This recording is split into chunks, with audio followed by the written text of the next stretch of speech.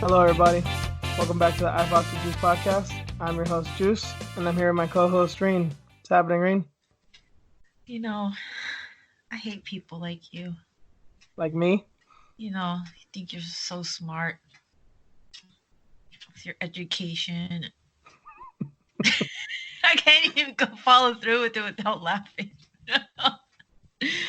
Well, me in Oh particular, my I don't God. have much of an education, as that may or may not surprise listeners. But yeah, what's with all the hatred, Reen? Since when does an Asian person hate on someone else for their education? I know, why am I hating on a Mexican? No. It's a shit talk that Jones was doing on the, what is it, the Octagon, whatever show. It wasn't embedded, it was something else. Was it embedded? I don't know. They have so many of the previews now. Yeah. But I saw that, I'm like, what kind of shit talking is this? Think you're so Yeah. much better than me, and you have a degree, and what? What is this? That reminds me of there's this radio station I don't really listen to it so much anymore, but the local radio station here in LA is K-Rock, and there used to be this guy I used to love. He was half white and half Mexican, and he didn't really speak Spanish, but he knew like curse words, and he had like cholos and shit in his family, and he had this character that he named Rudy, and he was a cholo #1 Raiders fan. That was the whole thing. And they interviewed him a few months ago on some show, and I asked him, "How did that even come up?" He's like, "Well, I had a cousin named Rudy, and that's exactly how he was. Like, this is how Mexican. This is how like what a cholo he was. He went to my grandma's funeral in Dickie shorts, and and he talked about like he's like it was weird because like I never really got like along with him, but he always had this weird beef with me because he would get mad at me for shit that I didn't even do. Like everything that went right in my life, he would get mad at me about that. He'd be like, "Man, you don't even know, dog." With like, you with your house and your supportive family and your fucking homework and shit. Oh my God, that sounds like Jones. John What Jones is bringing out his inner Rudy. I watched that part a couple times. I'm like, did he really say that? I'm like, is this the shit talking we're going down with the goat here? I mean, is this all he could find to talk about when it comes to Reyes? Do you really think that he doesn't like him? Because it seems forced on both ends. But like, how come he wasn't talking like this about Santos or even Smith? Like him and Smith kind of had back and forth, but he wasn't like, "You ain't shit and you're nobody and I'm gonna show you." And it's like, you know what I mean? Like, why the animosity? Well, Santos didn't really talk much about it, right? Like about him. He was like really respectful. Well, he doesn't really speak English either, so I mean, I The, guess there's that too. right? So, and then now Reyes is over here like, yeah, I'm the best. And, he hasn't fought an athlete like me or something. No, no, no. He said he's only fought wrestlers and strikers. He hasn't fought an athlete. He straight up said that on Embedded. Uh-huh. I'm like, wait a minute. So, are you trying to tell me that DC wasn't an athlete? Trying to say that Machida wasn't an athlete? Like, what do you mean, Reyes? So I think Jones is like taking like, I don't know, he's offended by it. That he's like, you're like disrespecting everybody that I fought. Like, who the hell have you fought? I don't know. It's nonsense. I can't even call it mind games because it's just foolish. Yeah, None of this it one makes it sense. is. None Yeah. of it makes sense. And I don't know how much we're gonna go into detail in a few minutes when we actually get to that fight, but I do thank you for bringing that up because it did bring up a laugh, and it was just again leads to nowhere. So let's Well, get into some. It's been uneventful, and that was like the only thing that stood out this week, which is sad. Like, we expect things to happen when it's a Jones week, right? John Jones week, because something's always happened, but this week is just so quiet. And hell, even for Shevchenko, I know that she fought Carmouche last, and that was a boring fight, and there was no build up to it. But before that, she fought and she came out with a bulletproof vest. I mean, at least we got to laugh at that. And her chant. Oh, What no, was no, it? no, no, no. That was the last fight. We're not even gonna talk about that one because that was when we're not gonna go into that one. Don't remind me. I'm cringing Okay. as we speak right now. Okay. But having Oh. said all that, let's do the formal introduction and let's do the preview for UFC 247.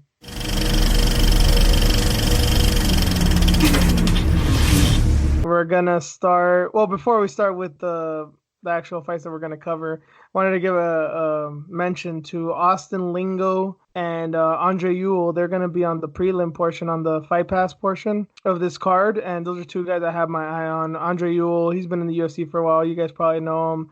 Austin Lingo is making his UFC debut, but he's out of Fortis MMA, and I believe I've seen one of his fights in LFA, and I'm basically just keeping my eye out of from anybody out of Fortis because I really think they're going to be the next big camp. So tune in for those if you guys want to see some up and coming prospects. Having said that, getting to the meat of it, there's not too much going on here. That is one of those sleeper cards. Like the fights themselves could be great, but there's no real anticipation. There's not a lot of stakes here. But my girl, Andrea KGB Lee, is fighting. So, of course, we got to talk about that. She's fighting Lauren Murphy. She's fighting on the ESPN portion of the prelims. And this is an interesting fight. Lauren Murphy's a woman I've never counted out. I mean, when you've been addicted to heroin, there's not a lot of things that can beat you. There's not a lot of things that. Well, it also ages you very badly, as you can tell from her. But that's beside the point. Word.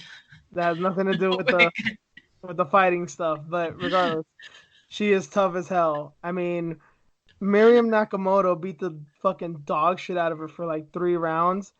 And granted, Nakamoto hurt her knee. This is what started her whole injury thing. But she basically beat Nakamoto just by outlasting her. Yeah. You know, so this is the kind of woman that Lauren Murphy is. And KGB was on a streak up until her last fight with Calderwood. Lost one of the closest coin toss with decisions you'll ever see. It was a good effort on both their parts. Obviously had holes in her game that Calderwood exploited, and Calderwood had holes in her games that she was exploiting. So I'm expecting her to be better than ever. I'm expecting her to close some of those things up, but I'm not expecting an easy fight for her because to expect Lauren Murphy to go down is not a easy endeavor. Definitely not. I mean, she's a tough chick, man. If Murphy could grind it out, it's her fight to take, but I'm just not sure if she could like take Lee down at all and keep her down because it seems like Lee is good all around. I just wonder what's up with her cardio though. I think we talked about it before too. I don't know if we've ever spoken on the air, but yeah, you've texted me and you've mentioned that you have concerns about KGB's cardio, which I understand, but I also think that the Calderwood fight, first of all, was a tough fight. So when you have a tough fight, you're just gonna work a little more. But also remember that fight that was in Abu Dhabi. Remember the ungodly feud. That's true. So I was kind of looking out the whole night. I'm like, I'm not expecting a good performance out of almost anybody here if it goes past the second round because nobody's used to this type of shit unless you grew up in Saudi Arabia or Saharan Africa, you know? Nigeria. Well, even then, man, I mean, that's more tropical. You know, Africa's more True. of a humid and stuff. This is just dry ass heat. So yeah, that's kind of where I'm at about her cardio issues. Do I think that she could improve? Of course, you know, your cardio can never be too good, but I think that may have had something to do with it. And then of course, probably jet lag because I don't even know how far of a flight that is from the States to Abu Dhabi. So that probably has something to do with it too. At least 12 hours, right? I'm assuming at least, yeah. Yeah. So, with all that, who do you got in this one? I'm still gonna go with Lee. Yeah, of course, me, same here. Yeah. It's gonna be a tough fight, but I expect her to pull it off. Yeah, she's the all-around better fighter, I feel. Again, Murphy's toughness cannot be overstated, but skill-wise, she's the one on top here. Next up, going to the main card, first fight of the main card, opening things up, is Derek Lewis versus Ilir Latifi. I don't know why this fight's happening, but goddamn it, I love it. Why do you love it? Because it's gonna be a shit show. Well, like how? It's gonna be violent as hell, sloppy as hell. Yeah, sloppy for sure. Violent? I'm not sure. I'm Come not sure on, about man. the violence part. Latifi and Lewis may not do a lot of things well, but there's one thing they have down, and that's violence. Yeah, and Lewis, he's been looking good. He's been working better, eating better. But who knows, man? He's looking for a knockout, and Latifi just like moving up in weight and carrying all that weight this time. I just wonder how it'll work out, because it hasn't worked out for everybody that's moved up so far. Well, not a lot of people move up to heavyweight. Not in the UFC anyway. Yeah, but still. A lot of people do it in Bellator, but obviously there's a discrepancy there. But still, like, just moving up overall, the record, if you want to call it bro science, whatever, it hasn't worked out. I guess Lewis has the most knockouts right now in the heavyweight division or something. So he's looking for another one to, like, really make his mark on it. So it'll be interesting to see if he does get it with Latifi. Yeah, he's gotta get one for Trump, I'm sure. Come on, he's in Texas, man. He's in his hometown. You know he's gonna give Trump a shout out. Yeah. And then Latifi, man, he's been on a 2-fight losing streak. It took a while for him to even fight Vulcan. Okay, when was the Vulcan fight again? Was that October? It was in August, but they rebooked it like how many times? 3 times? 2 times? At least twice. Yes. So it was in the States, and then it got overseas. It got changed to the overseas like fight or something in London. Something happened, but it's just been odd with him. So it's been around 6 months since he got brutally knocked out by Ozdemir. And then he's about to get CT again. Well, to laugh, but it's like, dude, Derek Lewis, man, like, are you nuts? Your first time out, they're like, here you go. Okay. Yeah, we can't play up Lewis's power enough. I mean, it's not to be fucked with, but he is going up in weight, which means he does not have to cut weight, which I think should help him as far as the brain health thing goes. Yeah, it should help him, but he's also like talking about how he needs to maintain his weight. I'm like, God damn, dude, what have you been eating? Lewis or Latifi? Latifi. Ooh, damn. Yeah, it's interesting. So it's like, okay, are you going to be used to carrying all this weight around? Are you going to be as fast as you were when you were, at light heavyweight? And then it comes also with just the size, like he's 5'8". Derek Lewis is like 6'3".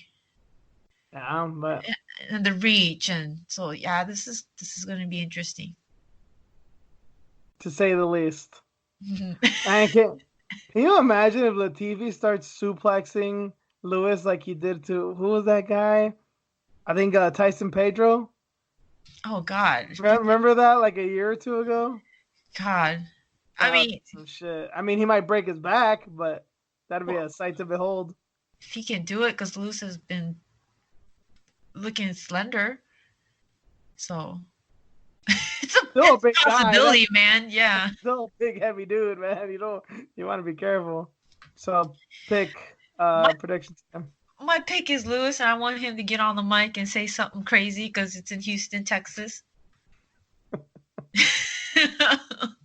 I don't have a dog in this fight as far as like I don't care who wins or loses. I just want it to be entertaining. I'm thinking most likely it will be. I don't mind Latifi, but I actually like Lewis, so I guess I'll go for him. And yeah, given the heavyweight experience. I think that's the safer bet. But my only question is, do I want him to do a post-fight interview after like a 2-minute knockout, or after like a 15-minute war where he's all huffing and puffing and shit, you know? Remember? The last time he was huffing and puffing, his balls was hot. His balls was hot, yeah, exactly. Yeah, exactly. That's why, as the tired Derek Lewis is the best Derek Lewis, man. This is how corny Jones is. It's like, oh, can I get some water because my balls is hot or something? I did not catch the man. I'll be honest, I haven't caught much of this. The one thing that you did remind me of when you brought that up earlier is that I should probably go on ESPN Plus and look up UFC Destined, because this is a big fight and they usually have them up for the pay-per-views, and regardless of who it is, I'll watch it because that show's great. That's basically all I'll watch. It's hard.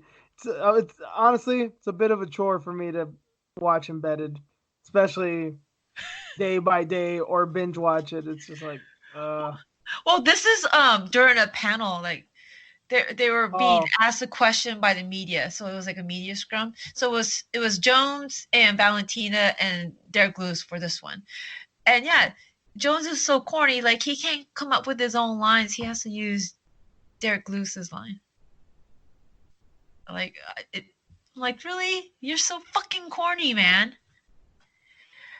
And then somebody asked him about being a girl dad. Oh, I'm over here talking about Jones. We're not even at that fight. I'll just wait until we get to that fight. No problem. I keep on going off about it because I've been like watching it. So no problem. Next up, Dan Ige is fighting Mirsad Bektic. This is a fight that every show that I've listened to, every YouTube video, anybody that's covering this fight, the MMA journalists are definitely loving this fight, and I get it. This should definitely be a fight of the night contender. I was on Unleashed with Ben Duffy and Jay Petrie earlier this week, and I believe they both said that this was like their fight of the night contender, and it's easy to see why. I went with Lewis and Latifi because, again, I like heavyweight shit shows, but I know I'm in small company there. But yeah, this fight should be dope. Ige is fun as hell. Bektic is, I don't know if we can still call him a prospect. He's definitely not washed, but there's a lot of questions surrounding him. I think this is the kind of fight that we're going to see what he's really made of. Yeah, because his last out was with Josh Emmett, and he got sat down by that fucking jab from hell. Remember that? He got sat down with that jab, and then just a barrage of like ground and pound. I looked it up actually right before we went on air. I do not remember that fight. I really don't. I looked, I'm like, wait, he lost to Emmett? I'm like, that sounds about right. But I don't remember that finish. I don't remember what happened. Insane. I don't know what it is with Emmett that, like, I remember the Michael Johnson knockout. I remember the Ricardo Lamas knockout, but I don't remember this one for some reason. We had questions about it because he had like a long layoff or something, right? Wasn't it? Because he had layoffs. Yeah, and this one we're like, well, I wonder what's going to happen. And he fucking murders like Bektic in the first round. It's so crazy. He gets these knockouts and you don't remember it. Well, it's just that one. And then with Bektic, like he got knocked out by Elkins. That one's one of the best ones maybe in history. No one forgets that one, but I don't remember this one with Emmett. I don't know why. Yeah, well, he had that, so I'm wondering how he's going to come back from that. He's been out since July. It's been a while. Yeah. And then Dan, hasn't fought since June, but he's been training with Khabib, guys that are a lot bigger than him. That was the thing that got Bektic on people's radar, too, when he was first starting. People were calling him, like, smaller Khabib, because he's a featherweight. A really big featherweight, but still a featherweight. But yeah, he's very similar to Khabib in his wrestling. When he puts his wrestling up to 11, he's unstoppable. But that was like, I think that's why people can't get the Darren Elkins loss out of their minds. It's not just of how spectacular it was and what a comeback it was. It was that he was just doing whatever he wanted to him. It wasn't like Elkins was putting up a fight and there were scrambles and everything. He was getting his ass fucking whooped. There was no way he was. People thought that fight should have been stopped, maybe even in the first round, but he couldn't keep it up. So there's questions of his cardio, of his will, and now his chin. And Ige is a powerful striker from what I remember. So again, I think this is the perfect fight to test him. Like, let's see if he can get past Ige. I think it spells that he can still do some stuff. He still has some life here. If not, who knows? Yeah. This is fairly even for me, but I think Ige will just edge it out. I mean, he's been riding on a 4-fight win streak, and then he's hanging out with monsters like Khabib. So he's been working on. He actually has striking too. So yeah, I'm not confident with my pick, but I'm gonna go with Ige. I'm gonna go the complete opposite, but with the same rationale. I'm not confident in Bektic, but I'm still a believer for some reason. He doesn't like royally shit the bed where it's like, what happened to him? What happened to him? Like, he's had good performances and bad performances. He's young. He still has a chance. Maybe I should be a little bit more skeptical, and I do like Ige, but I didn't even know the Khabib thing. I mean, he could be training very well, and yeah, this is probably not going to be a good night for Bektic. But I hope if everything's okay, if he's turned it up and trained well and healthy, I think he can get it done, and hopefully it is fun. I'm still convinced that Latifi and Lewis is going to be fight of the night for some reason. I don't know. I think it's because Lewis is in Houston. He's in his hometown. I think he's going to want to show out, man. I don't even know if he's ever fought in Houston, but Oh, really? I don't think so. I'm sure he's fought in Texas, but I don't know if he's ever fought in Houston. Yeah, I don't recall. Yeah, but this should be interesting. Or if he did fight, it was probably like when he first got in the UFC. So yeah, this should be interesting. It should be like a parade for him, because wasn't he the one like helping out those people in Houston when they had the huge flood? Yeah, the Hurricane Harvey. Yep. Yes. Even white supremacists, okay, maybe not white supremacists, but a guy with a Confederate flag, which to a black guy in Texas, he may as well have had a white hood on. But he still did it because he's a great American. Yeah, he's a national treasure, and he must be protected at all times. And McDonald's, you need to sponsor him. McRib, those are his favorites. Hey, man, and he likes Trump. Trump likes to have McDonald's over at the White House, man. He already had Covington over. Just invite this dude. I mean, get a lot of fucking food, though, because he will eat it all, man. Right? Well, then again, he's been like on a health food kick, so, but still, just sponsor him. So next up, getting into the real juicy portion, but I don't even know. Co-main event. I don't know.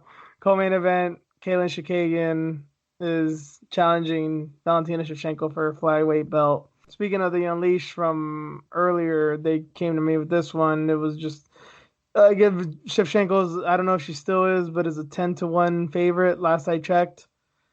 Maybe more than that. And it's warranted here. I'm not even like the biggest Shevchenko fan. I do like her. She's a marvel to watch, even when she's boring. I love watching her fight. I do not think she's the Messiah as many people think she is.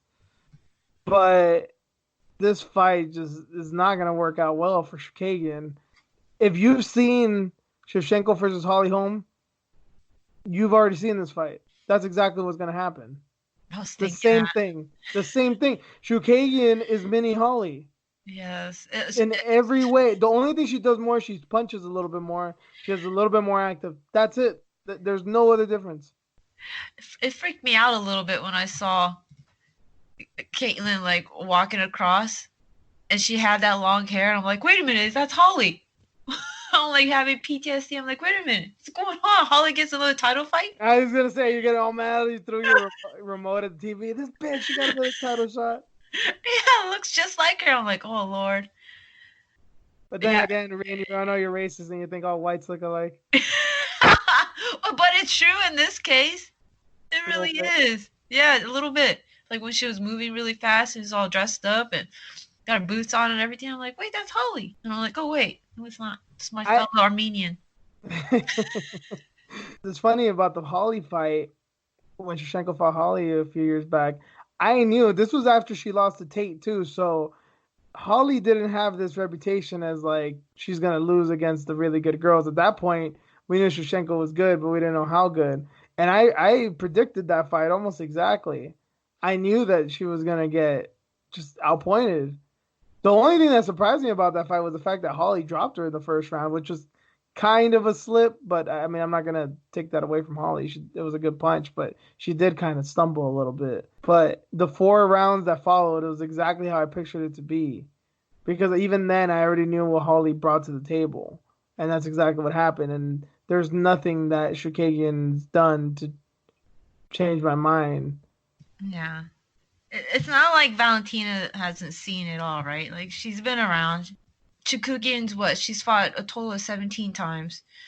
Um, Valentina, what, 21 in MMA, and then over 60 outside of that with Muay Thai kickboxing. I mean, there's levels to this. She's so far ahead of people. All the girls in the flyweight division. She's gonna be holding that belt for a long time. Like this is gonna be, like you said, another Holly Holm fight, unless we see a really boring one like the Liz Carmouche one. No, I don't think so because Shukagian's gonna attack. Now, is she gonna be like Jessica I just going in there and going for it? Probably not. But she's an active fighter. She's not just gonna do the whole be patient and let the crowd boo and don't let it get to you. And if we do, we're winning if we're not doing much because that's basically what Carmouche's plan was. Like as long as you're not getting hit, you're winning type thing. I don't think she's gonna take that course of action. Yeah. But yeah, there's not much she can do because honestly, even with her strategy, with her skills, with her striking, I wouldn't say that it's impossible for her to win like that. But she doesn't have many other skills to go off of. If she had some like wicked jujitsu, like some Mackenzie Dern level jujitsu, on top of the striking, I'd be like, yeah, it's gonna be a problem, especially because Valentina goes for awkward takedowns and stuff, and well, not. I only mean awkward in the MMA sense because, as I've always said, she's the most complete, beautiful Muay Thai fighter in MMA. She does it all well. All her takedowns are Muay Thai based. So if she had this sick ground game, I'd be like, she needs to be careful. But I mean, she's tried for some arm bars and triangles and stuff. She has a guard, but it's nothing that should threaten Shevchenko, especially in the way that she goes about taking girls down. Right. Yeah. I mean, which is crazy because what Valentina, she has more submissions than knockouts. She's no slouch on the ground. Yeah, exactly. So it's gonna be a tough night. I mean, even sitting there and watching like John Danaher like coach Jakugi, and I was like, maybe she does have a chance on the ground. I'm like, nah. There's just levels to this. It's I feel like it's too soon for Jakugian. It's too soon for anybody really. Yeah, as of right now, that was another thing I had mentioned on that show too. Is just right now, this is just how it happens. When you're the queen of a new division, you're gonna rule. And you're gonna rule for a bit. Look at Joanna. Look at Ronda. It happens because you haven't seen enough girls that no one's caught up yet. You became a champion for a reason because your skill set is so good, and the girls can't keep up. But give it a few years, and they'll start to figure you out. I mean, she's already lost to Amanda. As much as you stands want to say that she hasn't, she has. So I mean, it's possible. And on a side note, I never want to see her fight Amanda again. But that's beside the She point. wants to. Doesn't matter. I don't want to see it. Yeah, she's like it's gonna happen sometime, If all these somewhere. stands keep it up, yeah. But Yeah, I don't want to but see it either because it's. I Nu- mean, it's 2-0 technically. Nunes is gonna retire soon, and I'm pretty sure anyway. So I don't see it happening. But anyway, it's a whole other thing for another point. So needless to say, I'm going with Shevchenko here. Same. There's not much to say other than that. It's just gonna be a rematch of the Holly Holm fight. It's gonna be the exact same thing. So we'll leave that there. Kagan, I like you. Wish you the best, but I just hope you put forward an effort. Don't just leave it up. Like, don't just try to survive. I'm so conflicted. It's an Asian and an Armenian fighting. Yeah, Shevchenko's technically Asian, right? Yeah, man. So it's like that's me. and she speaks Spanish, so with me, I guess I have a little thing there too. But See, they're all connected. yeah, yeah. Anyway, main event time: John Jones and Reyes, and obviously we've talked, especially Ryan has been talking at length about Jones and talking about nothing but the press conferences and all this type of stuff. And I get it. There's not a lot to be hyped up about in this one.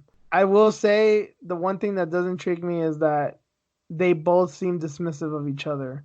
And I don't remember one time where this has happened. Like when there's grudge matches, two guys really hate each other. Of course, they're going to be saying, you ain't shit and I'm going to knock your ass out and all that type of stuff. But these guys aren't even going that hard, but they're just kind of like Jones is saying, you ain't shit. And Reyes is saying, I'm the best. Even though there's not much to go off of that. It's a really weird, it's weird build up. The one thing, I know you're going on about the education thing and all that stuff, but the one thing that I found very funny is the one comment that I did hear Jones say about Reyes, saying that he doesn't like him and he doesn't like people like him because he's an athlete. He's been like a jock his whole life and is expected, things have been handed out to him, this and that. And ignoring the fact that John Jones is an excellent athlete himself, in any which way you want to slice that, it's like he's forgetting who his brothers are. And in case any of you are in the dark about this, his brothers are NFL players. Both his younger and older brother are elite NFL players. And Jones got stuck with the chicken leg, so maybe that's where he's that's where he has like a chip on his shoulder. Like he hates jock types because he was getting picked on by his brothers. If anything, Dominic Reyes should be mad at Jones because he was the one that wanted to go to the NFL. He was a football player in high school. That was his dream, was to go to the NFL. If anything, I'm like, yeah, he's the star athlete. He's the one with the great genetics. He's the one with all the athleticism. But no, he's the one saying that he's the better athlete. It's so awful, this shit talking. Reyes in his fucking light up bed. I feel like he's a fucking child, like he needs a nightlight or some shit. It glows all like neon, like it's a fucking car.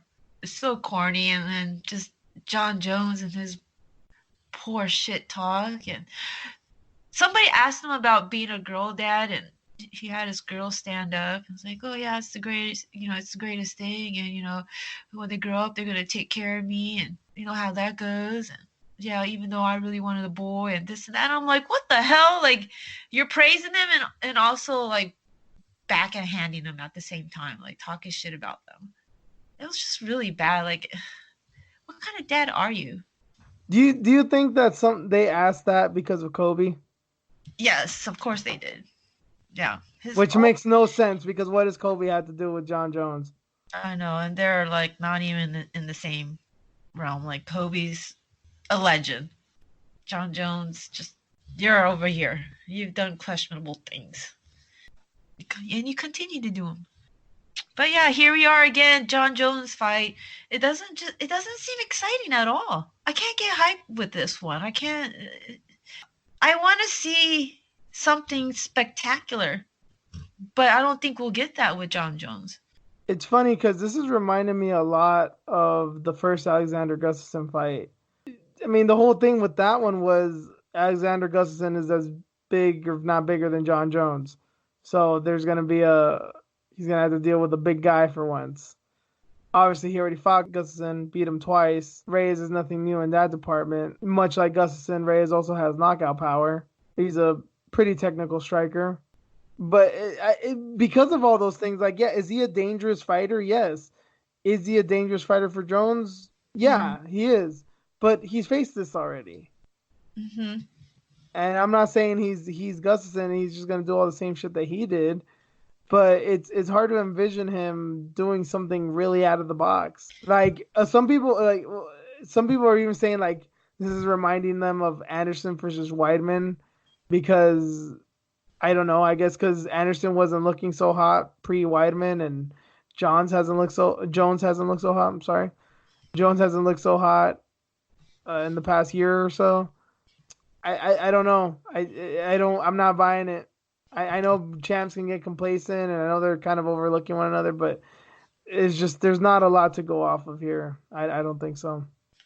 No, and then the last time Reyes fought, he fought Chris Weidman. And that knockout was beautiful, but it was Chris Weidman. Yeah, and I heard John say the exact same comment, like you just knocked out a guy who's been knocked out like 18 times or whatever. And then prior to that, he had a questionable win against Vulcan. Well, actually, Vulcan should have won that fight. Yeah, it's just going to be, I think, another careful fight with Jones because there's no point in going all out. And this isn't something that's going to like get him excited about too. It's not a Gus. It's not a Santos. Which is, I think that's one other thing of why there's not a lot of hype and a lot of build up to it. Because the fights where, after the Gustafsson fight, the fights where we don't expect it to be a challenge, they usually tend to be boring. The Anthony Smith fight. I don't want to say the Thiago Santos fight because I think he did take him seriously. And obviously it was a close fight. But the Teixeira fight, the Smith fight, the St. Preux fight. But then you see like DC or the second Gustafsson fight, those are the fights where like he wanted to prove something. He didn't like these guys and he wanted to show how great he is, and he showed out. Weirdly enough, John Jones shows out against the better fighters, but I don't see him doing anything spectacular to Reyes. I mean, I'm going to pick Jones to win, but yeah, big surprise, me too. I mean, I'm a guy. I can be pretty naive sometimes. I'll admit it. I can be like, hey, these people have a chance. You never know. I'm usually that guy in one respect or another. Usually with at least some decent reasoning, but I can't find a case for Shishkagian. I can't find a case for Reyes. I really can't. It's just getting into like Ronda Betch territory. Like, come on, really? Like, are we gonna pretend this is a fight here? Betch. That was one of those. Who? Panny. She's gonna fight Panny. I think I missed that one. I think they announced it earlier today. But yeah, she's gonna fight Panny. Forgot what date or where.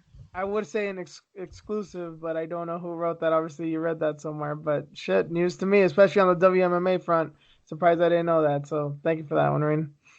But yeah, again, I'm going with Jones, as are you. Yep. So I mean, that's kind of that. There's not much to go on here, as I've said a few times.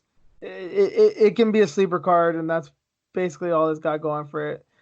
People were talking how lackluster 246 was on paper, but it turned out to be a good card, and I knew there was something to be had there. Here, we got to dig deep.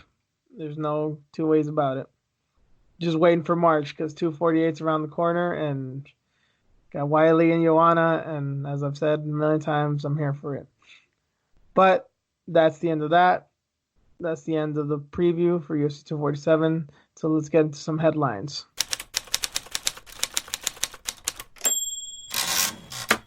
And first up, Gervonta Davis, boxer. If you guys don't know who he is, I'm surprised you wouldn't know who he is after the video that went viral over the weekend. He was seen basically choking out the mother of his kid and/or kids. I don't know how many children he has. But yeah, they were at like celebrity basketball game, and something happened. This was at a distance, but you could see her basically throttling her, grabbing her by the neck and pushing her back to like the locker room area. And it turned, there was charges pressed, and he turned himself in for domestic violence in Florida.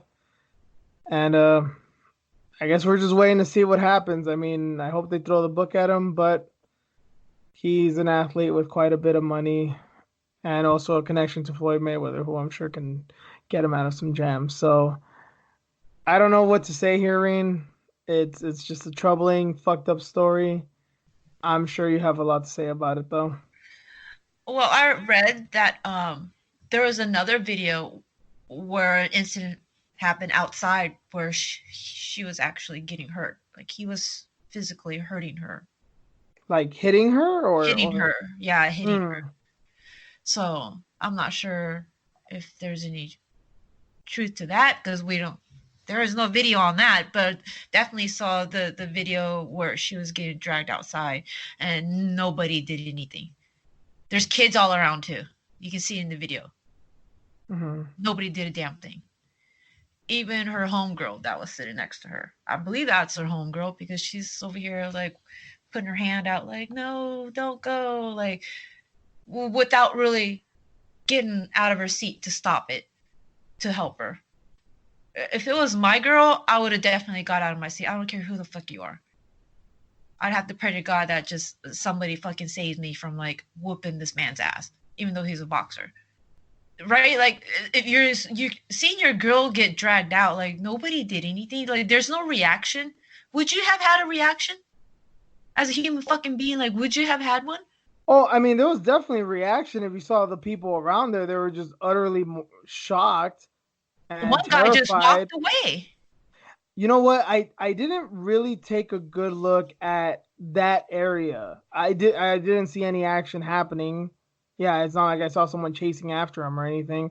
I was seeing more like the people that were close to the stands of this person that was filming because they just looked like holy shit, like they were just scared beyond belief. But obviously, those people couldn't do anything because they weren't close enough. But it's just the way of the world, Rain. I mean, we've seen the thing that I the thing that always comes to mind with me is like, yeah, this is bad, but remember the Roger Huerta video a few years back?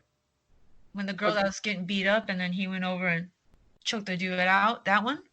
Yeah, I mean, okay, yeah, that doesn't fit my story as far as oh nobody did anything. Yeah, Roger Huerta beat the shit out of this dude, but it was Roger Huerta. I mean, nobody else around there did anything.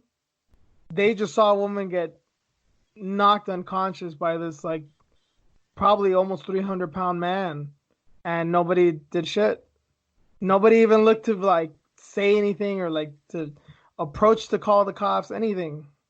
Yeah, But of it's course, a guy like Roger Huerta had to be there, who's yeah, that's the only type of guy that could have done something in that situation because obviously nobody was going to do that there. yeah.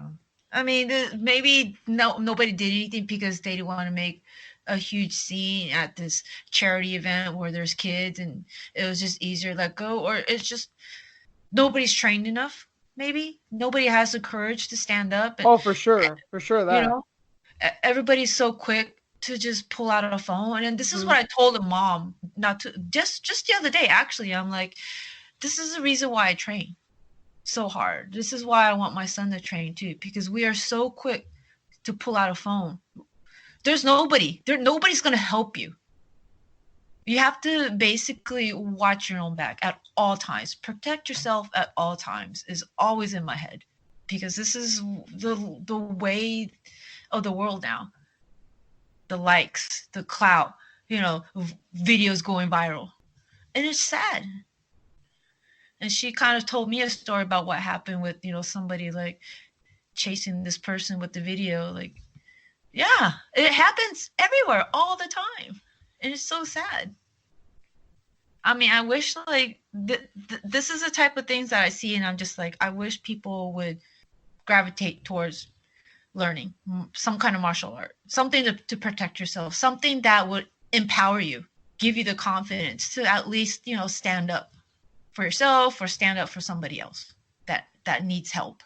But the way the world is, like, who knows if a gun gets pulled out or whatever. But it's just sad, man. Like, video after video of these ladies, these children, whoever. I mean, even a man. Like, have you seen the latest on Johnny Depp and Amber Heard? Like, I guess he's the one that was really getting abused.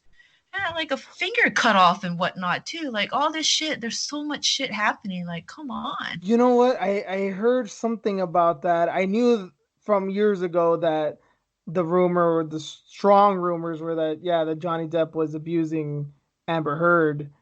I didn't.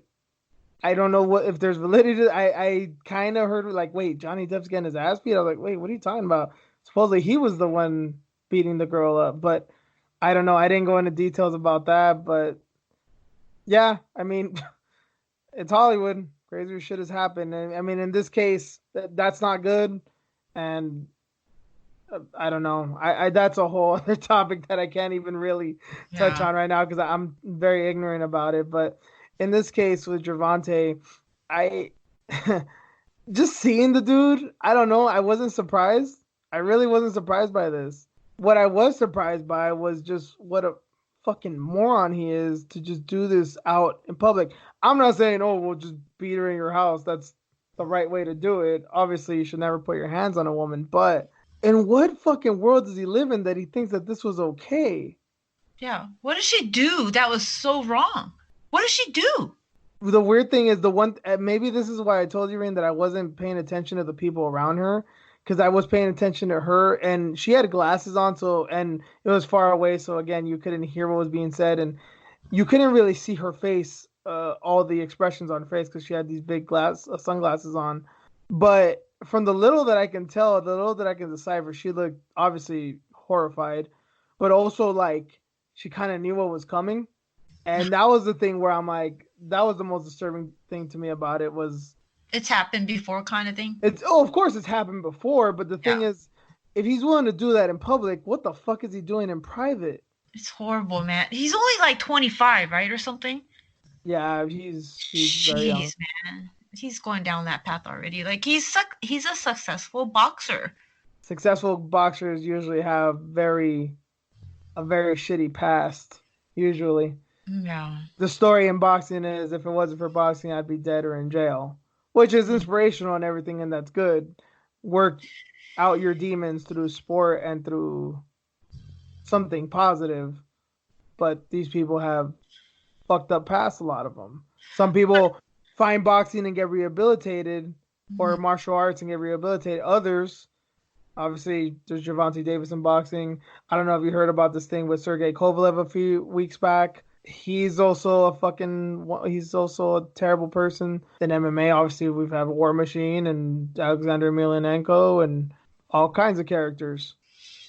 Yeah. It's just a thing. It's just it breeds not so good people sometimes. The one thing that he doubled down on it a bit afterwards, saying that like something to the effect that she had it coming, and lucky that I didn't actually Oh do God. something, and then. But that's something he basically admitted to actually doing something else. Like, oh yeah, except for that one New Year's, something like that. Wow. And Yeah. then he deleted his account, and now he's like, oh, who the fuck knows? But the thing with him too is like, I don't know where this girl's from. It's his baby mama, so I don't know if they're from the same area. I know Gervonta's from Baltimore, which is no fucking joke. They do not play in Baltimore. And if this girl's from Baltimore, and if she knows anybody that has any kind of connections, that is any real motherfucker in the streets, Gervonta's probably better off in jail right now. I had that thought in my mind too. And I don't mean just obviously for the sake of people we're safer, that woman is safer with him in jail. I don't mean just that. I mean for his own safety, he's probably better off in there because they probably don't know what's happening. And he could probably get out relatively quick. But with the heat that he should have on him, watch your motherfucking back, homie. Yeah. It's just sad, man, because he's seen so many other boxers just going down that same road. His mentor is Floyd Mayweather. Yeah. I mean, he hasn't lost a damn thing, obviously, because he keeps making money somehow, trying to keep relevant all the time. But yeah, it's just I couldn't believe it, man. Just people didn't do nothing. That's what bothered me the most. Like no one did shit, and then I guess she got slapped up. Some more. Fuck that guy. Like whatever happens, happens. Nothing probably will. Probably get like slapped on the wrist, domestic violence classes, something like that, because it might be the first incident that he was really reported and charged for. Not much will probably happen, and she'll probably stay because it seems like it's happened before, and she still haven't left. So I'll keep this short, and I could go on this shit for another half an hour. I'm not going to, but this is just a little anecdote of things that I've heard of people that would know, of people that shit, even in my family at times, who were in the streets and who were in gangs. And this is maybe just something that was happening back in the day around my area.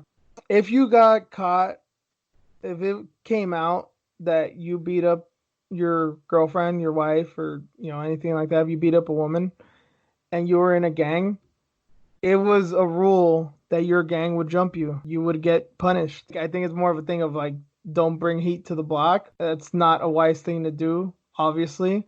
But it was also a thing of honor. Like, yeah, you don't put your hands on a woman. I don't know much about Gervonta Davis' background aside from that he is from Baltimore. I don't know if he was involved in gangs or not. But the fact that that was happening to people in that lifestyle, it always really crushes me. It's like, not that there's anything good about being in a gang. It brings a lot of negative stuff. But even they had a sense of honor at some point, and it just seems like it's lost now. But anyway, that's that. To get into more criminal news with prize fighters, Desmond Green, you guys may not remember him. He was in the UFC for a bit. I think he was in Bellator before that. He was a pretty successful fighter, but he got caught up on a manslaughter charge about a year ago. He was high and drunk and under all kinds of drugs, ran into some people and killed 2 or 3 people. Manslaughter. Went to jail. I guess he posted bail, and one of the conditions was that he cannot drive. He had a revoked license. He could not drive at all. He was driving like an idiot, got pulled over, found they have a suspended license, so he's now back in jail just for driving like an idiot more so. This is not as, well, people died, so I can't say it's not as dark as the Gervonta Davis case, but god damn it. Just how fucking stupid are these youngsters, man? I mean, luckily, like, no one died this time, like, because it could have with happened. Him driving, yeah. Right? It could have happened. So, man, what can you do? He was out on, parole, right? Yeah. So, I mean, what can you do in these type of cases? Like, put him on house arrest so they don't do things like this? Or even if they put him on house arrest, like, it's not going to stop him, probably. Not Green, obviously. Green is the only man probably on earth, but it's just so poetic that he's also an MMA fighter in the UFC. He's the only guy that John Jones can fucking wag his finger to. Is like, motherfucker, get an Uber. Right? You know how many people John Jones can say don't drive to? Fucking, you can count them on one hand. Desmond Green is one of them. It's just weird because he's also a UFC fighter. I just wonder what happened to him, because he was at the, he was in the UFC. He was at the top of the game and just threw it all out. Like, did weed and cocaine and other stuff. And I mean, you gotta imagine. Yeah, you gotta imagine he was caught up in some shady shit, almost assuredly. But man, obviously that was not part of the plan to run into some people and kill them. But that's what happened. That's what happens when you drive under the influence. Man. And you think you're God because you're an athlete on TV or whatever the fuck you made. Whatever was going on through his mind was obviously nothing smart. But here he is. And I can only imagine what they're going to do to him now. So that was that story. Another news, I guess the business side of things. Disney executive came out and said that UFC 246 did 1 million buys on ESPN Plus, and that the service is now up to 7.6 million subscriptions. I mean, there's no real reason to not believe this, right? Or, I mean, I don't know. Does Conspiracy Rean have to come out here? I mean, didn't we just have The Mandalorian come out too? Or they just finished the entire season and now people can just go watch it without waiting for an entire week? I think Mandalorian's been done for like a month.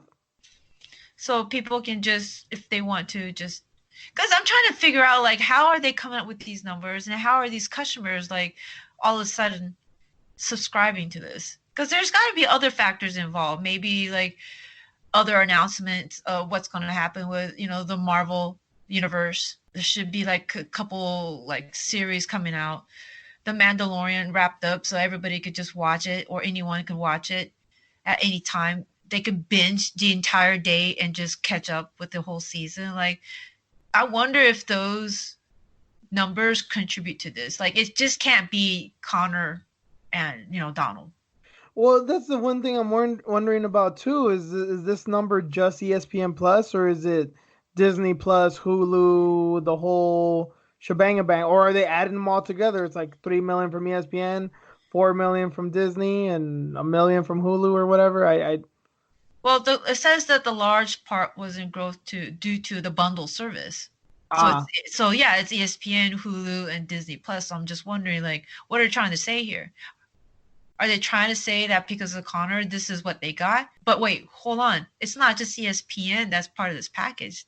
You have a heavy player like Disney Plus with the streaming service that actually works. And then Hulu's starting to come up with like live shows and more up to date TV shows, which is I think better than Netflix, better than what Netflix is doing. So I just wonder, like they're just trying to blow up these numbers up, or what? we mentioned this when it was first announced that this was going to be a thing. This wasn't necessarily MMA related, but we still brought it up on the show about the Disney Plus, ESPN, Hulu deal, because obviously ESPN Plus, home of the UFC, that's relevant, but also, yeah, this is big business news. This is being called a Netflix killer, and I think right now they're showing that they kind of are. I think a big thing, something else that had to do with it, of why there's probably no other subscriptions, is the holidays. Disney Plus came out around like a few weeks before Thanksgiving. Mandalorian, I think, came out a little. The first episodes came out a little bit after that. I remember in Christmas, people in my house were watching some bits of the Mandalorian, but it still wasn't over. So I think people, maybe didn't have it. Obviously, there was like the trial or whatever, so a lot of people did that. Maybe they stuck with it, maybe they didn't. But I think people also probably went to friends' houses, girlfriends' houses, relatives' houses for the holidays, and they were caught watching Disney Plus for like a day or two straight. And by the time they got home, it's like, hey, I'll get that. And then maybe they were hesitant, like, oh, I don't want to waste the money right now. And then they see Connor fight, like, oh, well, Connor's there. Oh, wait, this is what Disney. Oh, fuck it, might as well get the whole thing. So I think it was probably a number of things that helped them. Yeah. Well, then this title is misleading because UFC 246 hits historic 1 million streaming buys with Conor versus McGregor. Like, do they really do all that? I think you mean Cowboy versus McGregor. Yeah. Like, do they really just do all that? 1 million? They had 1 million people buy, and they jacked up the prices on the pay-per-view as well. Remember, there was like $20 more for the pay-per-view. No, it was $5 more. Oh, was it $5 more? Mm-hmm. Okay, what did I see? It was 20. I thought it was like people were complaining like it was like $20 more or something. Maybe because it's incorporating all that. Yeah, it's like I think if you got the year subscription plus the pay per view, it ended up being like $85 or $89 or something. Still, it's just funny to me, man. And prices increase. Well, then again, it's Connor. Connor and the celebrities that follow with him. So you're skeptical. You're healthily definitely. skeptical. Okay. Definitely am. I mean, if you just say ESPN, then I'll be like, okay, I'll buy it. I'll understand it. I'll still be like, what? Really? These dumbass people actually bought into ESPN Plus when it's shitty? It works. Sometimes it works well. On other times, like, I mean, it's been sketch. Ever since it launched, it's been sketch. Yeah, I am skeptical, man. I haven't used it in a while, I'll be honest, but last time I used it, didn't seem to have so many problems. So I don't know. Hopefully it did. They ironed out some kinks, especially now with Disney Plus. But for the Connor fight, I don't remember many glitches or anything like that. And I remember even for the prelims, I saw basically all the prelims on ESPN Plus because there was some kind of big college basketball game going on, and it was going like in overtime. So they said, "Oh, we're gonna be here for a while." So I just kept on ESPN Plus, and they showed the whole thing, and it never cut out or nothing. So good for you, because sometimes maybe it is getting better now. I don't know, man. Sometimes it's like sketch with me, and it's hit or miss with me. Obviously, you're angry. Yeah, because I was like trying to fucking watch that fight when I was down in SoCal that one time, and oh yeah, that's right. Yeah, we talked about that off air. Yeah. Yeah, I'm like, I can stream it with this application. I can watch whatever the fuck I want on the TV. I can cast it, but ESPN won't allow me to cast it. I have a TV. I have every little thing that I can plug in to cast it on a big TV in my hotel room. But ESPN Plus wouldn't let me. But this other one did. And this other streaming service isn't as popular as ESPN Plus. That's what pisses me off. Because you're the leader in sports. I have high expectations. Yeah, you're also tech savvy, so that may have a lot to do with it too. That too. Like, God damn it, why isn't it working? Mm-hmm. Next up, Anthony Smith nearly got his index finger amputated. So I guess the story was that he's been having hand issues, specifically finger issues, and it wasn't allowing him to close his hand to make a fist. So he was considering getting his finger amputated so he can continue fighting. I don't know how much there is to this story other than the fact that, man, what a gangster, man. He's willing to go full Yakuza just to keep fighting. If that's not the mark of a warrior, I don't know what is. That's insane that he had to even think about doing that, right? You already had a bad injury. You have like metal screws and plates all over your hands. It's like, oh fuck, my hand's not getting any better. What am I gonna do? I want to continue to fight. Okay, let me just cut this finger off. Yeah. Like, what? Like, hold on. Can we think about this for a minute? Like, how's that gonna affect your grappling, and how's that gonna affect your punches? But whatever happened, he met up with some old lady and they put some electricity through his hands or something. They did some like weird treatment and he didn't have to do that anymore. Did you read that? Like, it loosened the muscles? Yeah, I'd forgotten about that bit. Yeah, there was some kind of weird like electric therapy, right? Yeah, by some crazy old lady is what he said. Probably a fucking gypsy lady or something. Oh, I'm sorry, traveler. I don't know what the politically correct term is anymore, but yeah, it's probably some. Yeah. He says some crazy old lady did this different type of therapy where they attached electricity to my wrist and my forearm and moved it around. She was able to catch the muscle that closes the hand and really, she just crushed the scar tissue. Like, what? Why? Well, as long as it worked, I guess. Wouldn't it be hilarious if it was Gwyneth Paltrow? Jesus. Fucking Gwyneth. And for some reason, the boobs smell like pussy. When I think crazy women, I think Gwyneth Paltrow. Oh my God! Somebody said something like Gwyneth Paltrow is Joe Rogan for women. I'm like, no. You know what? I'm not even gonna go there because those are women who have like the "it's wine o'clock" or "mommy needs some wine" type shit, and yeah, it's just women that. It's women that you might not even want to have a one night stand with, and you know they're gonna be a good time, but you still don't want to do it because fuck that shit. Yeah, you don't want the baggage, the possible drama. Yeah, even in one night, that can bring a lot of baggage. Yeah. So somebody tweeted that, and I wanted to reply like, I listen to Joe Rogan. I can give a fuck about Gwyneth Paltrow's vag candle, but I didn't. I should have. But it was just ridiculous. I'm like, what the? It sucks now that Joe Rogan is now appearing in like political searches and trends and shit. It was gonna happen. He's had politicians on in his podcast, especially in the past year. I mean, it's bound to happen, and especially candidates that people don't like. Like, I mean, obviously a lot of people like Bernie Sanders, but what I mean is establishment news does not like. And Sanders and Yang and Gabbard. Well, he was on the low for a while there until Bernie just blew it wide open. Like, God damn it. Yeah, but I mean, this is just what happens. It's an election year. People are gonna say something, and he didn't even really say anything. He just said maybe, kind of, and people were like, "Oh my god!" Yeah, fucking ridiculous. Everybody's like going crazy over this endorsement. Well, supposed endorsement. Almost endorsement, kind of endorsement. I don't even see what the big deal is, and I'll get off my soapbox right now, but just one last thing. The New York Times is endorsing Klobuchar and Warren because why not? Because they're the safer option. I don't fucking know. But nobody gives a shit about that. It's like, come on, man. Yeah, he's had questionable guests. Yeah, he's a tattooed psychedelic user and cage fighting. Who gives a shit, man? Trump's in office. What does it fucking matter? I know, right? He was involved in MMA. I mean, what the? I don't know, man. He's a comedian. Like, what the fuck?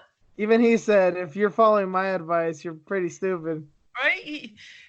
He was the, what is it? What's that show? News radio? No, the other Fear one. Factor? Fear Factor, dude. He was the Fear Factor guy. Come on, man. He tried to beat somebody up on Fear Factor one time. See, we talk about Gwyneth Paltrow, and this is where the fucking show goes. But I know, man. We always go in like weird directions. It just ends up that way. Well, Anthony Smith shouldn't have brought up Crazy Lady, so I don't even know if he's that crazy white lady, but whatever. Anyway, Is that Wasada approved fucking treatment? Like, it's amazing. I'm glad that he didn't have to cut his finger off, and now we get to see this amazing fight with Glover Teixeira. But shit, like, what kind of therapy was it? you gotta wonder. Hopefully, it's not a thing that can easily be re-injured. You know, I mean, he's still gonna be punching people in the face. People break their hands all the time, and who knows how that can affect the finger. You know, and this is ligaments and stuff. That's way more delicate. Did you see the pictures of his No, I did hand? not. Oh my god, I'll spare you. That's why I'm like, how the fuck? Like, you already had your hand opened up. You've seen it. You've seen the plates and everything, and you still had that mindset of possibly cutting your finger off. That's fucking gangster, man. That's how much he wants to fight. I respect you for that. Show me after the show. I do want to watch, but yeah, You want to see it? yeah, Okay. spare me. Till later. Okay. Got only a few more stories to go, so bear with us, folks. Got to talk Zhang Weili on this show, and I will not bring up Joanna in this one, aside from just fighting stuff. But thanks to the coronavirus, she has left China. She's gone to Thailand, and it looks like she wants to come to the States. She wants to come to train in Vegas, presumably at the PI. And she's trying to work out some visa issues. Speaking of politics, Tulsi Gabbard's supposedly trying to help her here too. I know there was that issue a few months ago where she had been trying to help her with her visa, and it looks like she's trying to help her again. And she's also not the only Chinese fighter. Li Jinglang and Yan Zhounan, I can never say that girl's name. They've also left, also to Thailand, and I think they're also trying to come to the States to train. So, I mean, what is there to say, Irene? I mean, it's a fucked up situation over there. Yeah, she had to get out. Plus, no excuses, right? Oh, yeah. Nobody excuses about pulling out of fights or anything. So good for her. She's found a different place to go train and finish Hamper Camp. Hopefully she can make it over to Vegas and finish it out. Just, hang out in Vegas for a little bit and just enjoy her time. Well, she probably won't because she's always training. Meanwhile, Joanna's like going to Lady Gaga concerts, but that's right. We weren't going to talk about her. Anyways, I cannot imagine you. Oh my god. I can only imagine being like in front of Joanna at the concert. She's singing Lady Gaga songs with her accent. That shit must be so funny. God. Like, no, and it's recent. I guess she went to this concert. I did not know that. But... Yeah, so I'm like, damn, girl. Like, I guess have a good time and do your thing. But your opponent is fighting, getting sick and being separated from her family and friends, and she has to go train in Thailand to beat your ass. Until I read this story, I did not know that. I don't know if she lives in Beijing, but Weili was training in Beijing. So I'm like, fuck. I mean, there's so many gigantic cities in China, and I know from what I've read that coronavirus did not start there. I think it was more on the coast. But still, I mean, you're in a city with millions of people. That in itself, just waking up must be scary enough. And then, yeah, obviously you're training, you're in physical contact and close proximity to people. You can't exactly be wearing a surgeon mask at the gym during jiu-jitsu, during kickboxing, during sparring. Yeah, you got to get out of there, homegirl. She had to do it. Yeah, so, I mean, that's cool that she's, like, in Thailand training with the legend while, again, Joanna is at a Lady Gaga concert. So and the first thing that Zhang should do when she sees Joanna is cough in her face, just for shits and giggles. Jesus. Oh man! Now it's real. She left the country. It's like, hey man, it's a legit threat. Come near me, please. Or give her a napkin with all of her like saliva and shit like that on it. Dude, I guess if Chinese family did that in an elevator and like wiped all their like saliva or whatever on this like napkin all over the buttons. Why? I don't know. These are like sick people, man. Like literally, they're sick people that just want to infect others. Did they have the coronavirus, or we don't know? Yeah, Or the potential because they're being rounded up to go to a facility to be quarantined. So yeah, oh it's shit. wild, man. Like that's some scary shit. Like, come on, really? It's already scary enough, and then now you want to contribute to the virus like outbreak? Horrible. Scorched earth, man. If I'm going down, we're all going down. Fucking nuts. Anyway, last bit of news here. This is very recent. By the time you'll be hearing this, this fight is happening tonight. But as of this morning, it was announced that Jinh Yu Frey, who's fighting the Invicta card on Friday, has lost her title. She's lost her title before she's even fought because she didn't make weight. She missed weight by zero point 0.8 pounds against Ashley Cummings. So now it's still a 5 round fight, but if Frey wins, she wins nothing other than the W on her record, and Cummings is the only one that's eligible to win the title. It sucks. It's a great fight. It still should be a good fight. Obviously, if Frey wins, it's going to be kind of infuriating given the situation. And given that atomweight is still the only division in MMA that's not in the UFC, they have featherweights for fucking sake, but they do not have atomweight. So way on you, Jin, to fuck it up. But there's still reason to watch this card. The co-main event is great. Pearl Gonzalez versus Miranda Maverick. That should be fun. Alessia Zappitella. Big fans here of Alessia. She's fighting Kelly D'Angelo. If you guys don't know her, she's a firefighter. That's just a badass woman. She's a tough ass chick. This should be a fun fight. And then Erin Blanchfield, who's a jiu-jitsu goddess, and Victoria Leonardo, who's just fun as hell. Those are just some of the fights on the card, so you guys should check it out. Damn, how does she ever make that weight? She's so ripped. She has so much muscle everywhere. And she's not young either. I know she's in her 30s. I don't know if she's like 31 or 34. I don't know, but she's been at this for a while. Again, we've had this conversation, it seems like almost on a weekly basis. People need to go up, and women especially need to go up. This has just been a thing with boxing for men going up all the time. It's no big deal. MMA fighters in general need to take this advice, but with things we've seen with Alexa Grasso, Cynthia Calvillo, who was someone else who had been Dern was that was probably more of a motivation thing. Even Barber, for as much as I talk shit about Macy Barber, she went up in weight very early on because she knew that it was going to be a struggle. She's Hmm. mentioned that she might want to go back down, and we'll see if she does or doesn't. But she may be capable of doing it, but it's not going to be a long-term goal. It's not going to work out well. Even she had the wherewithal to do it. So come on, be smarter, ladies. Yeah, she losing her belt and 25% of her purse. So And the other thing that sucks for Jin too is that she hasn't looked great as of late. She's in Invicta, yeah. She won the belt from Grusander. I think that was a vacant title. She won it with that fight, even though it was controversial. And then she beat her a second time, not very impressively. But her last two fights, she went overseas. Well, her last fight, she went with Hamasaki, who she fought before. She lost to her, and then like a year ago or a year or two ago, she fought Sohee Ham in Road FC. She got knocked the fuck out. So she has not been looking great, even though she's been the champion. So I yeah. wonder how this is going to come on. Ashley Cummings is not the greatest fighter in the world, but she is tenacious. And if she's not on her game, especially if she's injured or she's, the weight's really that much of an issue, this girl's going to be a problem. I wonder if she's gonna lose her sponsorship over all this with On It. That's huge, man, for her to have On It. Yeah, because she's not a UFC fighter, Yeah. And she doesn't fight as often.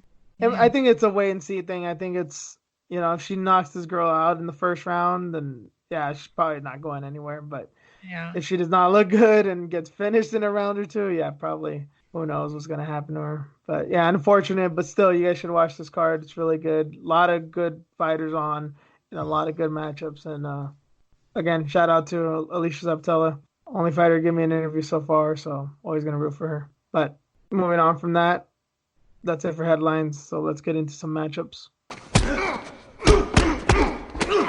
Only two today, not many, but they're pretty good. It was made official by Dana White a day after the Pew Pew Gate that Kamaru Usman will defend his title against Jorge Masvidal at International Fight Week. The date hasn't been said, but it looks like they do have a event for July 11th that should be UFC 252. So that's when it looks to be going down. Pew pew. Oh Lord. And Dana still said that they acted like Neanderthals at the. Yeah. Oh God, he loved it. No, he didn't. He didn't, Reen, because it's not all about the money, according to him. Oh yeah, right. Because they scare people when they act like that. Oh sure. Come on. We got titties and boobies scaring people. Latina asses specifically. Oh, sorry. Yeah, let me clarify. Yeah. 50-year-old Latina booties, 43-year-old hip shaking, offending people. Well, I mean, what do you think of the fight? I mean, do I have to say it now? I like it. Don't get me wrong, I do, but this will be a tough fight for Jorge. It seems like a lot of people aren't into it, which is fucking odd. I don't know if it's just because we're such Masvidal marks here. Yeah, they think it's not. I don't know. I guess people just want to see the Masvidal Conor fight so bad that they don't really give a shit about this one. Oh my God. Why? I mean, I want to see it too, but... You do? You want to see the Conor Masvidal fight? Yeah, because I know he's going to kill him. Well, then yeah. Then for that, I'll see it, but... I don't give a shit about the circus. He's going to fucking murder a dude. Yeah. I mean, this one I'm not so sure about. But I know it's going to be a good fight. I know it is.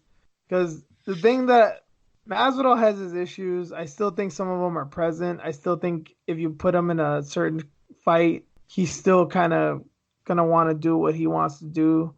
But I've never seen him get just out wrestled. Even with Maya. I mean, that was a very controversial decision at the time too, but he was doing what he was doing until he wasn't because Maya took him down. But he did not. He got in bad positions, but never in a position where you thought he was seriously going to get submitted or finished. And Usman, I know he's a big guy. I know he's powerful. I know he's a great wrestler. I just don't see him getting walled installed or laying preyed on. I just don't see it. I don't think he'll allow himself. And I know this sounds kind of dumb and cliche and not so analytical, but still, Usman really does have to look out for that flying knee, man. If you don't think Masvidal is going to bring that shit out, I granted Usman's a totally different wrestler and a way more explosive, dynamic athlete compared to Askren, but you still need to look out for that shit. It's still a great weapon against a wrestler, and he can still do it. Not saying he's going to knock him out, not saying but when you have that image in your mind, there's no way he's not going to think about it. There's no way he's not going to think twice about some of the entry into his shots. Yeah, it's going to be interesting, especially with Usman's new motivation. I guess his dad is going to be getting out of jail soon. Yeah, I heard that. Is that official? I think so, because he was talking about it on the Rogan show again. Is Trump helping him? I don't know. It's somebody else. He was talking about how a lawyer hit him up after he heard his first interview, and he was looking through all his paperwork, and he's like, "Oh yeah, your dad's going to get out soon." Oh, okay. So yeah, he has somebody helping him out. He was making some weird comments on the show that he read Donald Trump Jr.'s book, and that I don't know if he went to the White House or that he was thinking about it or that maybe or that he got in contact with Trump. I'm like, wait, is Trump helping him out here or I don't know. I did have that question, but anyway, proceed. Yeah, so I heard that. I'm like, oh, that should be a new motivator for him because he probably want to hold on to his belt until his dad gets out and he can fight in front of his dad finally. Yeah, he said that is a dream of his. That's a goal of his. Yeah, and a Masvidal out here in a Versace robe and playing around with bottles. So He You put know? he's taking pictures of Valley Loretta, Rain. It's different. Oh, okay. Well, there's different motivating factors involved here, and Usman, like, he is a nightmare as soon as he gets in that cage and you lock that door, like, he just turns into somebody else. Like, he's a little dorky too. Usman's a little dorky. Like, he's an odd one. I don't know if he's like fully comfortable with being on the mic or what, but Yeah, I understand why people aren't so keen on Usman, especially if you're always listening to his interviews. Maybe that's why I just don't listen to so many podcasts and interviews and stuff now. Because unless it's something I really want to hear as far as like their insight, I probably want to listen to just boring stuff. I don't really care about the shit talk and all that. So mhm, I understand why he may turn some people off. But man, he's great in the cage. right. He performs. He was there to give it 110%, and I respect the hell out of that guy. And I really like Masvidal too, so this Crazy. should be a great fight. And I'm Yeah, not at all mad that it's not Masvidal versus Conor because that fight can still happen, win, lose, or draw for Masvidal. So, yeah. and And Conor's not gonna care either. He's gonna want to fight him regardless. oh no, Connor doesn't want to get his ass beat yet. Nah, he'll take it. He'll take it. It's just a matter of when. Yeah. And I was gonna add another thing. Usman's still walking down the stairs backwards. Yeah, I don't think that's gonna change anytime soon. Yeah. Maybe when he retires, if he retires and the timing is right, but I don't think so. That poor guy. I guess he got stem cell surgery, but he needs to go for another round or something. So damn, that's just crazy. The pace and the power, fucking just the way he fought Kobe. Didn't even wrestle him. Yeah, I don't think he's going to want to take that approach with Masvidal, but obviously we know that he's at least willing and capable of doing it. Yep. So I'm looking forward to it. I'd rather see this because I mean that's the fight to make now in the first place because Kobe won't be ready. We should see a rematch, right or no? I'm sorry? We should see a rematch with Kobe and Usman, right or no? Not right now. I know he wanted to say he said that his jaw ain't broken or whatever. I don't know, but still war. I It think it's a should good be time still frame there. Yeah, for but Usman, but I don't know about Colby because he still did get fucked up regardless of yeah, broken jaw or not. He got fucked up. yeah. I just feel like that's still unfinished, so that's still a potential fight to watch. I don't. I'm kind of hesitant about things like that. I think because of Kane versus Dos Santos, the fact that they fought back to back to back like 3 years in a row, and the fact that those fights were so brutal, like I don't necessarily want to see shit like that again. I'm down for rematches as long as there's like at least two fights in between, and they've earned their spot, and there's some momentum behind it. There's a build up to it. I don't want to just be like, oh, automatic rematch. Like well, this wasn't part of the matches, but it's just a rumor going around that Dana White's looking at Volkanovski Holloway too. Now that wasn't a war. It's not like they both got crazy hurt, but just I don't get it. Commercially, that doesn't make sense to begin with. Yeah, I don't agree with that. Different type of story, but I'm needless to say, I'm just not really a fan of immediate rematches. That one, yeah, I don't want to see that one. Yeah, This not other right one now. though, but yeah, I could wait for it, but I would like to see it again. Yeah, me too. Next up, Angela Hill is making good on her promise to say that she's going to take every fight this year. Hannah Goldie was going to fight Luma Lukbunmi at UFC Auckland, happening February 22nd, but she pulled out with a shoulder injury. So now Hill has replaced her. So she's fighting Loma. God damn, it's just okay. Yeah, that fight is happening. Just great fight, great fight. If people don't remember, Angela Hill was originally a Muay Thai striker. Her base is Muay Thai, and obviously Loma Lukbunmi is possibly the deadliest Muay Thai striker in the featherweight and sorry, the strawweight division. So this should be sick.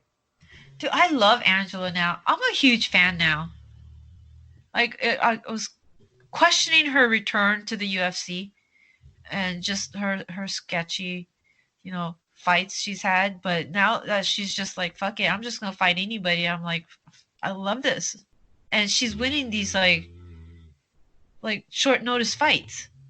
It's amazing. Now she's gonna fly to what? New Zealand? New Zealand, yeah. Yeah, to take on Loma. Fucking gangster, man. I don't know. This is a toss up for me. Yeah, I'm a fan of both, but yeah, skill wise, I mean Loma is the more skilled Muay Thai fighter for sure, but Hill's got a lot of experience in MMA. Yeah. And to think that she will not or wouldn't take her down is foolish. But that doesn't change the fact that every fight starts standing, and these girls are gonna have to exchange at some point, and it should be should be fun. And obviously we've been seeing Hill's elbows as of late and her ground and pound and stuff, and Loma's got a good ground game too. We were kind of seeing glimpses of it in the Alexandra Albu fight, so this should be real fun. I'm psyched for it.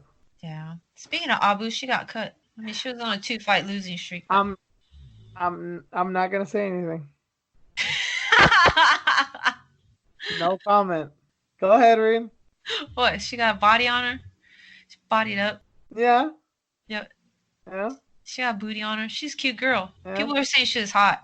yeah, Yeah, so they were sad to see her go. yeah. It's okay. It's not like there's not other pretty girls with bodies on them in the Yeah. UFC roster. Yeah. Okay. We'll leave that there. But anyway, that does it for MMA. So let's move into our news story of the week.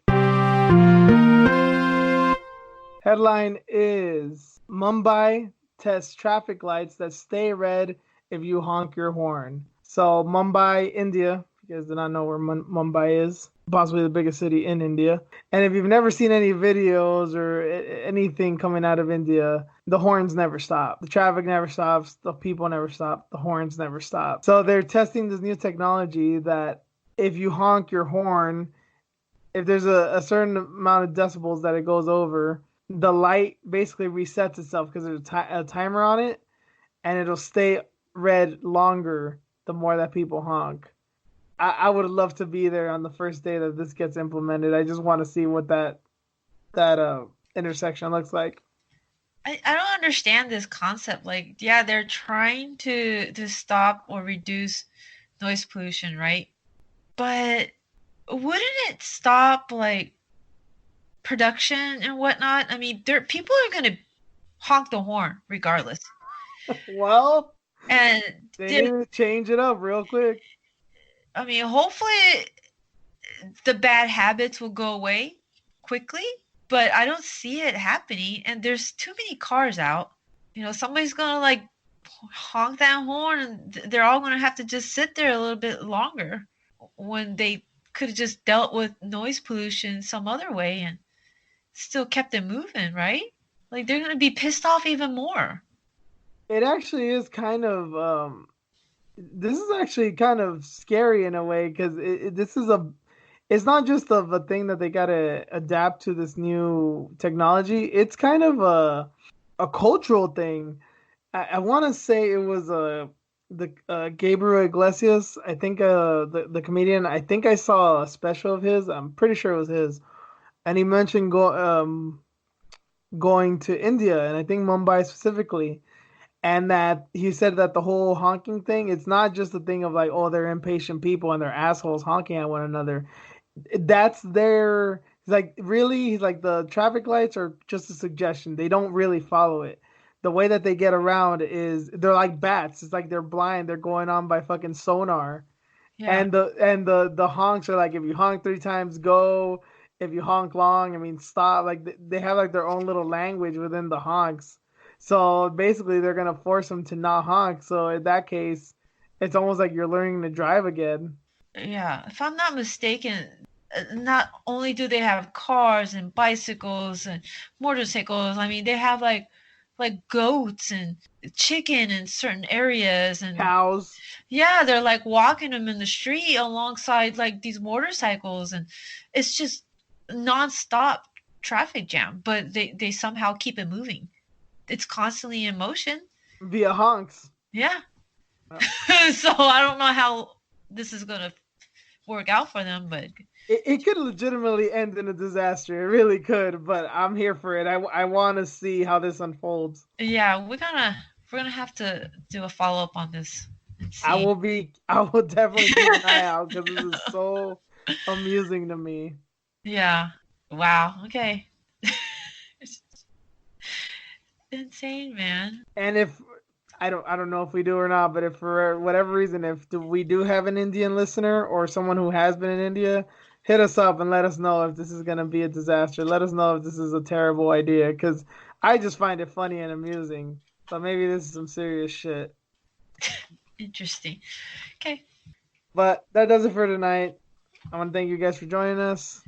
You can find me on Twitter at juice_MMA. Reen? Fox with you on Instagram and Twitter. And you can find the podcast on Twitter as well at iFoxWithJuice, also on Instagram. You can find us wherever podcasts are, Spreaker, Spotify, iTunes, the whole deal. Thanks for listening. Enjoy the fights. There's 8 straight weeks of UFC after this, so you guys are going to be seeing and hearing a lot from us lately. So keep it locked, and we'll see you soon. See ya.